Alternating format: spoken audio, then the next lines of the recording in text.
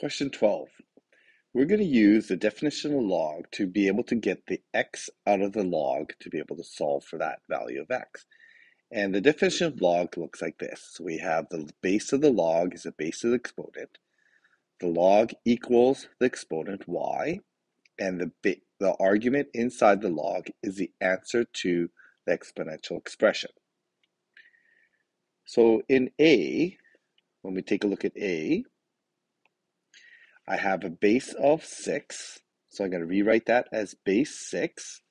I have an exponent of 3, so I'm going to put the exponent 3 onto the 6, and then that's going to be equal to the argument. In this case, argument is x. So then we can solve for x. X is equal to 6 to the power 3, which is 216. Okay, for B is much the same. We are going to write this with base of x. So in this case, x is my base. 1/2 is my exponent. So the argument becomes my exponent, the answer to the log becomes my exponent, and that's going to be equal to the argument. In this case, it's 9. So solving this then, we end up with x, square root of x equals 9. We're going to square both sides of this to solve. And so we end up with x on this side, 81 on this side.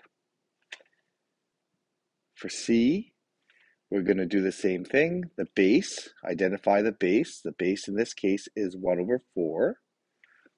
The exponent is going to be -3.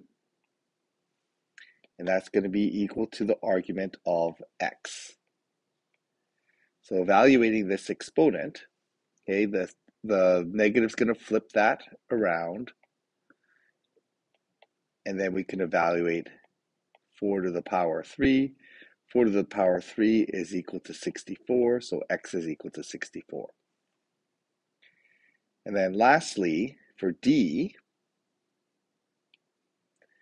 we're going to end up with a base. The base in this case is x. The exponent is going to be power 4/3, and that's going to equal the argument, which is 16. Okay, so just going to highlight this again. We have our argument, we have our base, and we have our exponent. So solving this, we're going to use a reciprocal power of 3/4 on both sides. That becomes just x.